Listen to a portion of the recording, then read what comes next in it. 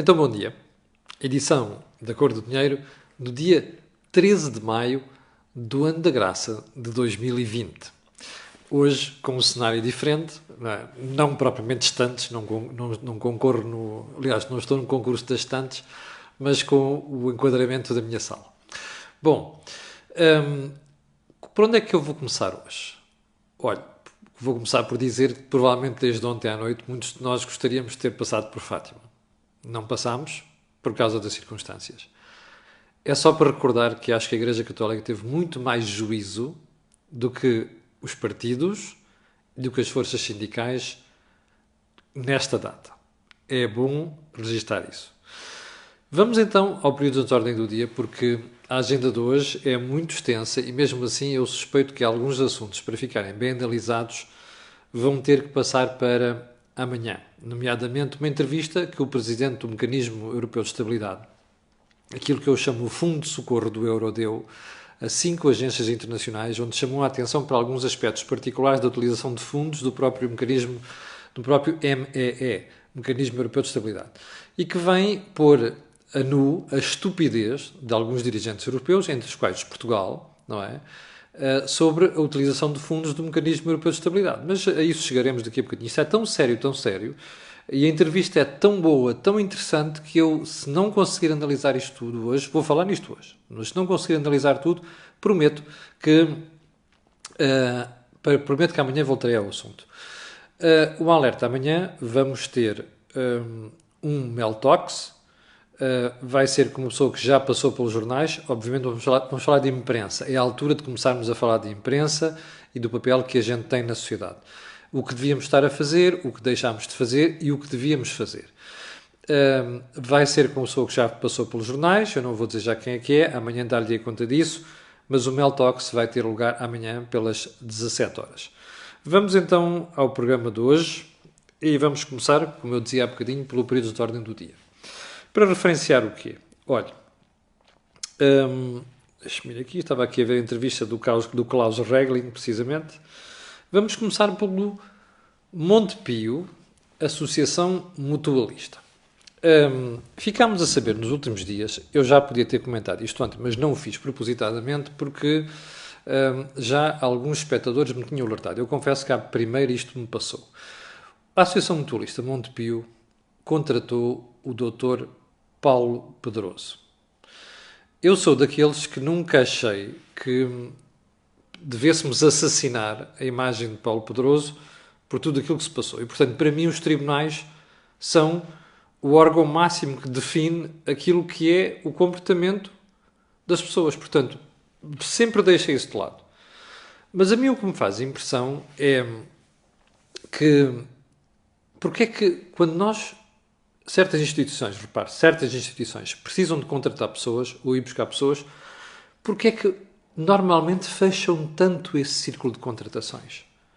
O mesmo é dizer, você de vez em quando não fica com a sensação que em Portugal o ar é tão rarefeito que quando é preciso fazer alguma coisa vai-se sempre ao mesmo pote, e eu estou a falar ao mesmo pote de pessoas. Fazendo uma pergunta mais clara e direta. Não havia mais ninguém no universo de possíveis contratáveis para a Associação Mutualista Montepio do que o Dr. Paulo Pedroso? A gente vai analisar isto lá a seguir com detalhe, porque isto cheira sempre a qualquer coisa que não o mérito das pessoas. E eu reparo neste pormenor, não estou a retirar o mérito a Paulo Pedroso, a questão não é essa. Mas, se formos ver, esta e outras nomeações cheira a outra coisa. Mas eu vou analisar isto aqui num ponto autónomo. Era só para perguntar isto, em primeiro lugar. Não havia mais ninguém no universo de eventuais contratáveis para aquele lugar e para fazer aquela função do que Paulo Pedroso? Deixo a pergunta. Segundo ponto. O BCE, Banco Central Europeu, soma e segue. E acho muito bem. O que é que isto quer dizer? O BCE continua no mercado a comprar dívida. E se nós formos analisar aquilo que é a função do BCE e aquilo que é o compromisso que o BCE assumiu, não podia fazer outra coisa. E eu acho, apesar com tudo aquilo que tenho dito aqui enquadrado, enquadrado do ponto de vista de cenário político europeu, sobre aquela decisão do Tribunal Constitucional Alemão, quero dizer o seguinte. Os alemães ensinaram-nos que a melhor coisa para a economia é ter bancos centrais independentes. O Bundesbank foi criado depois da Segunda Guerra Mundial, atenção, nesta nova versão, à imagem do Federal Reserve Bank, ou seja, independente dos governos. Mas os alemães levaram isto ainda mais longe do que os americanos e produziu efeitos. A economia alemã cresceu durante 50 anos, tinha a moeda mais forte, tinha o Banco Central mais credível e tinha finanças públicas sãs. Isto é um exemplo. E os alemães pegaram nisto e levaram para o Banco Central Europeu. Ora, a última coisa que se podia pedir agora era que o Banco Central Europeu não fosse independente, tal como foi pensado quando ele foi criado. E talvez os alemães precisem de pensar que a pior imagem que podem dar para a Europa neste momento é se começarem a coartar a independência de um Banco Central que eles mesmos quiseram independente. Percebe a lógica? Ponto seguinte, a guerra entre PSD e Partido Socialista a propósito dos ajustes diretos. Como sabe, o PSD... De vez em quando parece que existe esta calmaria, mas depois alguém abre a boca e pronto, estala o verniz. Normalmente o verniz estala sempre pela boca dos mesmos. Porquê é que eu digo isto? Porque se você olhar para o jornal I de hoje, vai perceber que o jornal I chama a atenção para uma coisa, que é isto que aqui está. Rui Rio questionou António Costa sobre gastos do Ministério da Saúde e da Direção-Geral de Saúde.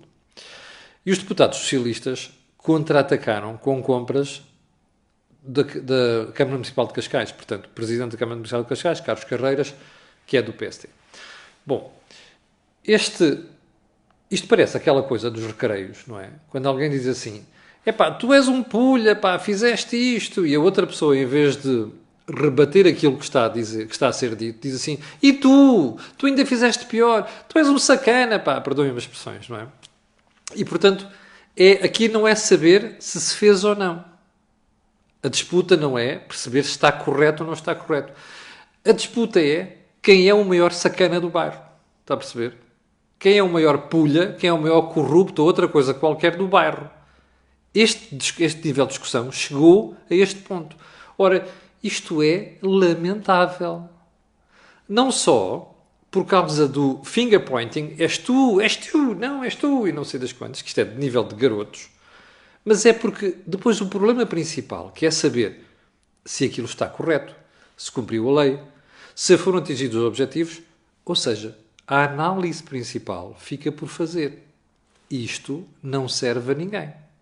Mais, até leva a que o país se distraia com o assunto, porque em vez de se preocupar com o essencial, que é o que é que aconteceu, foi tudo feito de forma limpa? Onde é que foram aplicados os dinheiros?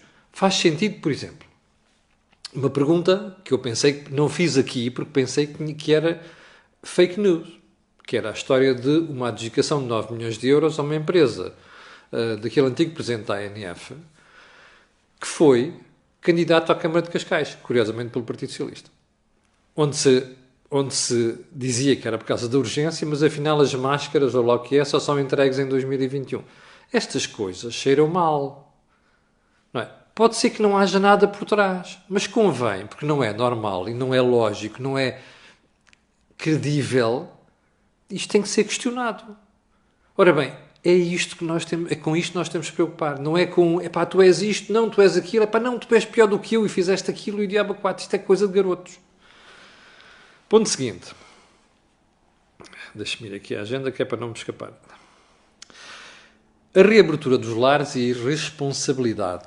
E o mesmo a dizer da reabertura das creches. Ontem eu ouvi o Dr. Manuel Lemos, Presidente das Misericórdias, responder ao meu colega João Adelino Farinha, da RTP, muitíssimo bem. Aliás, a entrevista foi muito bem conduzida e ele respondeu muito bem. Sobre a história da reabertura dos lares. A preocupação agora é perceber, então, mas espera aí, os lares vão reabrir, as pessoas podem ir lá ver os familiares. Isto é o desejável. Nós não queremos velhotes encafuados no armazém, sem contacto com o resto da sociedade. Mas é preciso não esquecer uma coisa. O nosso maior erro, provavelmente, neste combate à Covid-19 foi não termos acautelado a situação dos lares. Veja o número de mortes que já houve nos lares. Uma pergunta. Nós já cometemos esse erro. Agora, corremos a dizer que os lares vão reabrir. Já reparou o tempo que vai mediar entre este anúncio por parte da Direção-Geral de Saúde e o tempo que os lares têm para se preparar? Isto não é correr um risco de irresponsabilidade? Se de hoje para amanhã, porque os lares não são todos iguais, houver mais uma porrada de pessoas de idade infectadas e algumas delas morrerem, o que é que a gente vai dizer? Foi trial and error? Experimentar e errar? Estamos a brincar com a vida das pessoas. Não era melhor darem um período mais extenso para os lares se prepararem para aquilo? Como dizia o próprio Manuel Lemos, eu acho que faz sentido. Educadoras e creches que têm contestado as normas da DGS, eu já aqui as apoiei. E já aqui os apoiei. Porquê? Porque vai ser muito difícil cumprir aquilo que diz a DGS. E é estranho que uma senhora que tem netas diga aquelas coisas que diz. Mas também ela tem dito muita coisa, já não surpreende, não é? Mas a questão não é essa. Se de hoje para amanhã, porque alguma coisa não correu bem numa creche, aparecerem crianças infectadas e aquilo se proliferar, o que é que vai acontecer? Os pais não se vão atirar a quem dirige os lares, perdão, as creches e as educadoras? Fica a pergunta. As nomeações do Governo, no último ponto do período de ordem do dia, o Jornal de Notícias, insuspeito Jornal de Notícias, diz-nos hoje, eu vou-lhe ler até, que é para não haver dúvidas, diz-nos hoje que as nomeações do Governo já ultrapassam 1000 pessoas e o custo anual aumenta 11 milhões de euros. Sim, estamos a falar do atual Governo, não é do anterior. Isto tem muito a ver com o maior Governo de sempre, não é? O Ministério das Finanças é o mais pesado, diz o JN, tanto em número de assessores como nas despesas. Houve um tempo em que eu via tanta gente atenta, tanto analista criterioso a fazer referência a nomeações. Não foi assim há muitos anos, não é? E ao esbanjar dinheiro público. Nos últimos 5 anos as coisas melhoraram, mas nós estamos em condições neste momento, até por aquilo que estamos a viver, de ter este tipo de despesa. São 11 milhões de euros de acréscimo, ouviu bem? Não é custo total. O custo total é capaz de ser para aí 40 milhões. Isto é o acréscimo de despesa, 11 milhões de euros. Eu gostava muito de ver os fofinhos de então voltarem a abrir a boca e fazerem a figura de escrutinadores que faziam na altura. Ok? Sim, é para esses fofinhos que andam desmemoriados agora. Vamos então à agenda de hoje. Como eu lhe disse, muito extensa e já vamos, com 14 minutos de programa. O Fisco não quer devolver IRS a quem já tem penhoras e processos de execução iniciados pela mesma autoridade tributária. Eu não queria acreditar nisto quando vi a história hoje, mas olha, vou-lhe mostrar. A história não foi inventada por mim, está no Jornal de Negócios, no meu jornal. Eu sei que aparece ao contrário, mas é porque eu estou com a câmera em selfie. As pessoas perguntam, porque é que aparece ao contrário? Ou pessoal, aparece ao contrário porque eu estou na câmera de selfie. Não é? Bom, e então é assim. Fisco trava a devolução de IRS mesmo com penhoras suspensas. Como você sabe, a história é muito simples também, como você sabe, o Governo decidiu que entre 30 de março ou melhor, 9 de março e 30 de junho, lá o que é, não se faziam penhoras. Essas penhoras ficavam suspensas. Exatamente, 9 de março e 30 de junho. O artigo da minha colega Filomena Lança, excelente jornalista, e ela vem dizer que a própria provedora de justiça, se queixa de que o Fisco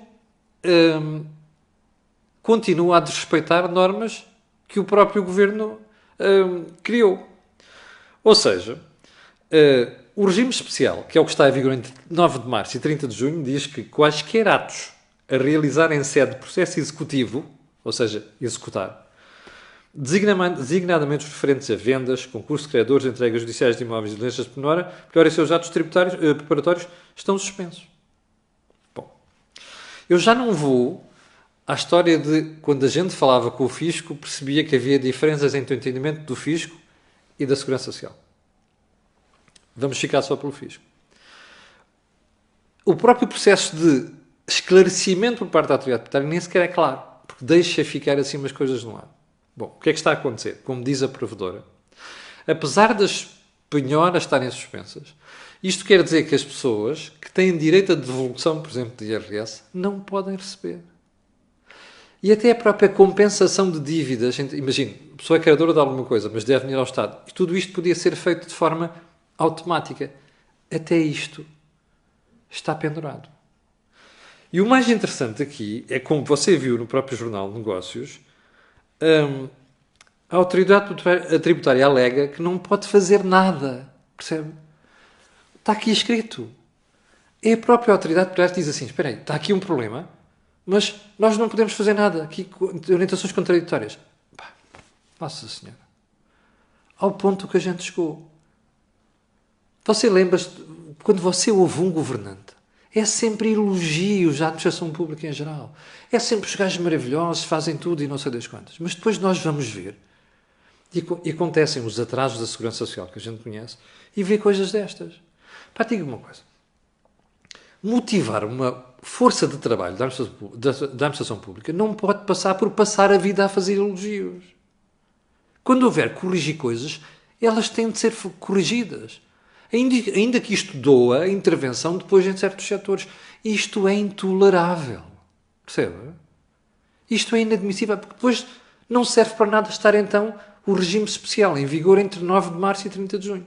O que é que isto quer dizer? Olha, que a administração pública não fala uma com a outra dentro da própria administração pública.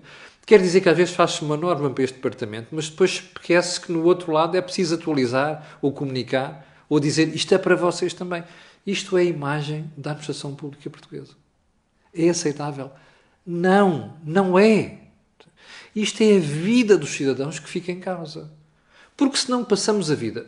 O Ministro da Economia anunciou uma série de coisas nos últimos tempos, com a melhor das intenções, e ele é uma pessoa competente, como eu tenho dito aqui. Uma série delas não estão a acontecer. Porquê? Porque embanca tudo ali na administração pública. E depois ele vem dizer, as pessoas têm razão, eu peço desculpa. A gente gosta muito de desculpas. Mas o que a gente quer ver mesmo é isto evitado. Estas situações prevenidas. Isso é que é um serviço ao cidadão. Percebe? Bom, ponto seguinte. Sigamos para mim. Daqui está. Bem, já viu o alerta da Unidade Técnica Orçamental para o impacto das contas que o Governo está a fazer nas contas públicas? A UTAU, que é aquela unidade que assessora os deputados do Parlamento, diz preto no branco, atenção, há coisas que o Governo está a dizer que vai assumir que parece que não têm impacto nas contas públicas, mas têm. Isto é estranho para si. Eu vou-lhe explicar. É que depois é uma questão de linguagem, de semântica, percebe? Diz assim, isto aqui não vai propriamente ao déficit.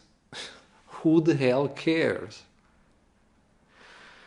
Quando o Estado assume uma responsabilidade, pode classificá-la de maneira diferente, dizer assim, não, isto não vai às contas públicas. A questão não é essa. Tem de ser paga no final do processo ou não? Ou seja, é uma responsabilidade do Estado. É uma dívida. É. Portanto, tem de ser paga. Mais dia, menos dia. O que a UTAU vem dizer é, atenção, as medidas que o Governo está a anunciar não vão pesar 11, não sei quantos do PIB. Podem chegar a 13,5. Está a ver? É este problema do impacto nas contas públicas. E esta é que devia estar a ser a nossa preocupação neste momento. Porquê? Porque quando quem lá está fora e depois vai analisar as nossas contas públicas não está preocupado apenas com aquilo que se diz que, olha, é isto, é aquilo, foi ao déficit. Não! Está preocupado em quais são as responsabilidades que o Estado assume e quanto é que elas vão custar. Isto é que afeta as nossas notas, o nosso rating, percebe? A pior coisa, escrevo-lhe o que vou dizer, a pior coisa que nos podia acontecer agora é levar uma ratada no rating. Anda meio governo borrado de medo e toda a banca, percebe? Porque se isto acontece, vai à banca. Um deslize do rating da banca e era nosso araquiri. Portanto, estas coisas são sérias.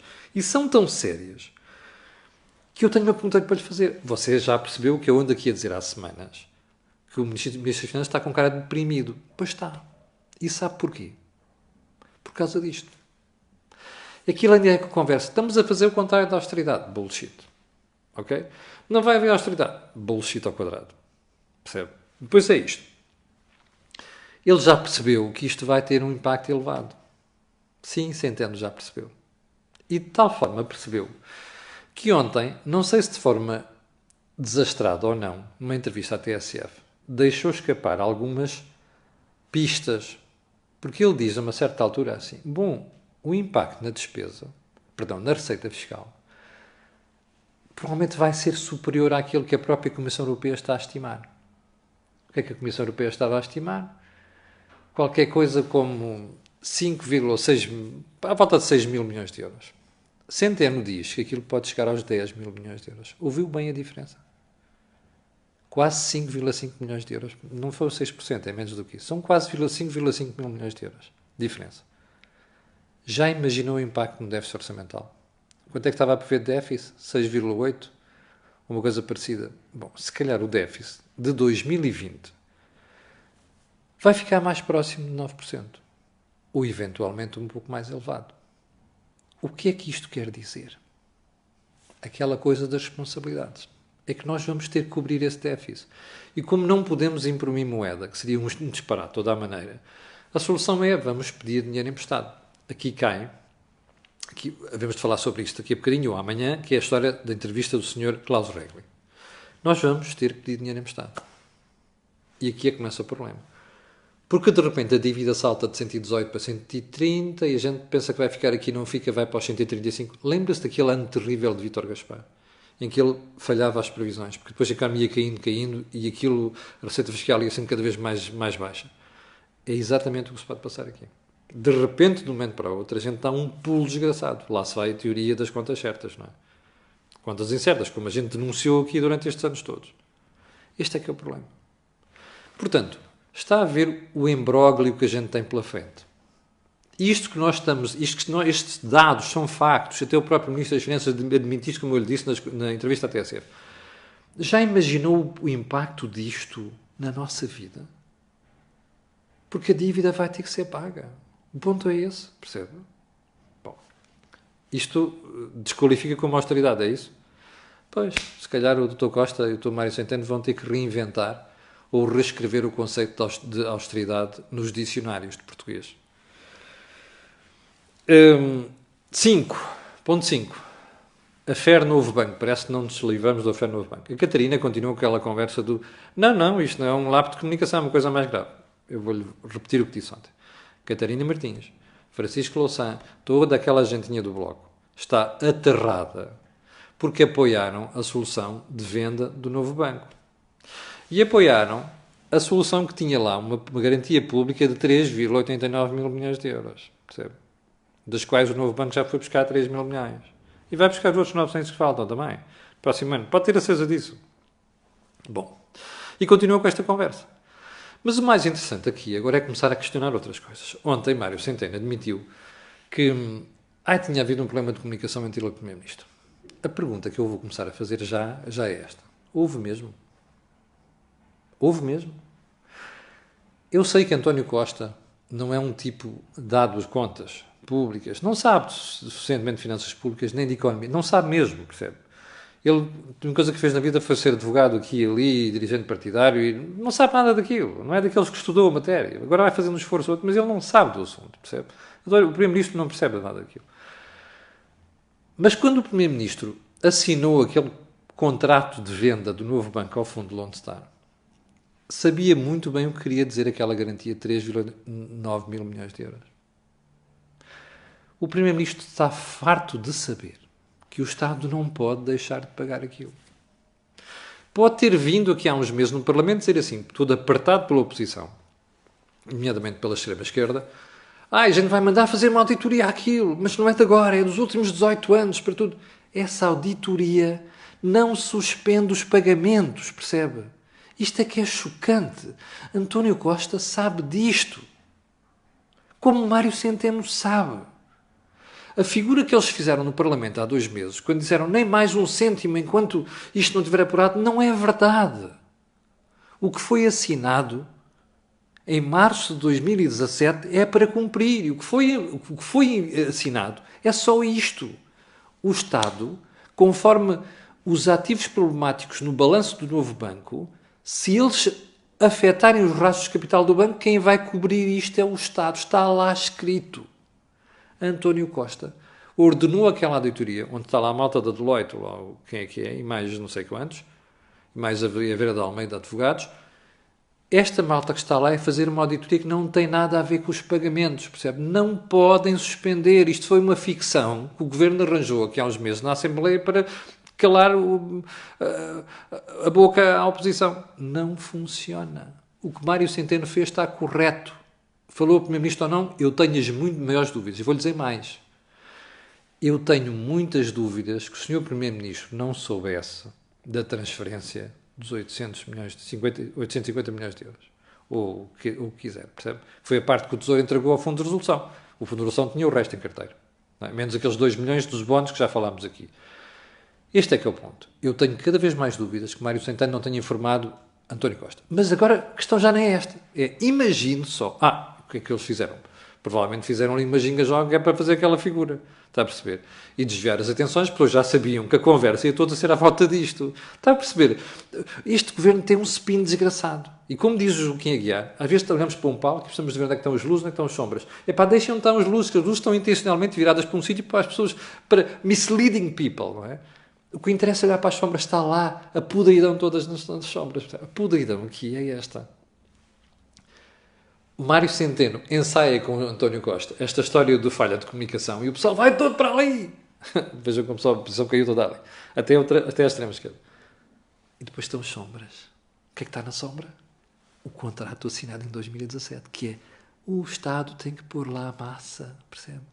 É isto que eles querem desviar a nossa atenção. Não caia nisto, for God's sake. Pelo amor de Deus. Olhe para o fundamental. Olhe para a sombra. E para a sombra são 3,9 mil milhões de euros que o Governo assinou que ia entregar ao novo banco se fosse caso disso. É óbvio que vai ser caso disso. Percebe o problema? É assim que se faz política em Portugal. Não se esqueça. Ponto seguinte, já vamos com muito tempo. Bem, enfim. Dizia eu um bocadinho que a mutualista de Montepio se tornou num sítio mal frequentado. Não tenho a mais pequena dúvida. Já imaginou? Faça um rewind dos últimos 3 ou 4 anos. Veja quantas notícias apareceram da mutualista de Montepio e do Banco Montepio. E veja só os contornos da podridão de algumas histórias.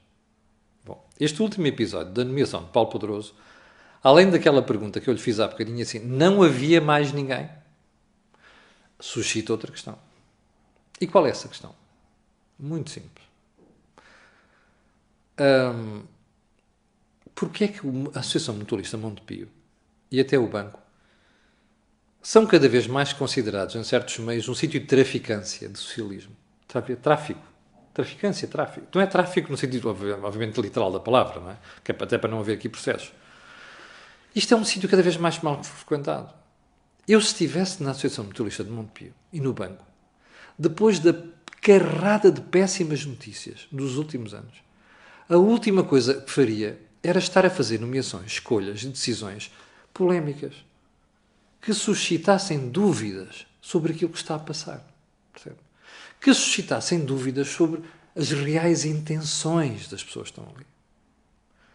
Paulo Pedroso já esteve no OCDE, não sei das quantas. Bom, depois de tudo aquilo, ordálio que passou por causa do problema do tribunal, não sei das quantas, está a tentar reerguer-se. Tudo bem.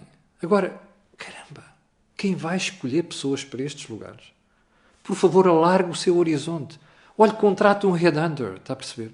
Não faça estas figuras. Isto passa a ideia de traficância política. São sempre os mesmos, percebe? E depois é preciso salvar os amigos. Já lá estão socialistas na Associação Mutualista de Montepio. Eu não preciso dizer os nomes aqui, já lá estão. Isto não pode ser, esta instituição, Porque é uma instituição nobríssima, nobríssima, volto a dizer. Esta instituição não pode passar por estas coisas. Era bom que quem está à frente delas levasse sempre isto em consideração. Face ao horror de notícias dos últimos anos, acabem com isto. Pelo amor de Deus, a menos que queiram acabar com a Associação Mutualista. E também com o banco, já agora. Bom, já passámos largamente o tempo. Eu vou pedir desculpa porque vou deixar a história dos... só vou mais um ponto. A TAP dizia ontem, eu não sei se a TAP vai precisar dos tais 1.000 milhões de euros, acho que era o Jornal Eco que dizia ontem, eu tenho estado a tentar investigar, mas olha, como a gente já ultrapassou largamente o tempo, eu vou mesmo ter que deixar isto para amanhã. Isto e a entrevista que o Sr. Klaus Regling deu às agências noticiosas em falar da questão do financiamento, que é muito importante. Prometo falar disto amanhã. Para o final, quero agradecer às 6.900 pessoas que estão em direto e quero pedir aquilo que peço sempre, coloquem um gosto e façam partilha nas redes sociais, porque aquilo que houve aqui não houve em mais sítio nenhum. Obrigado, com licença, e até amanhã às 8.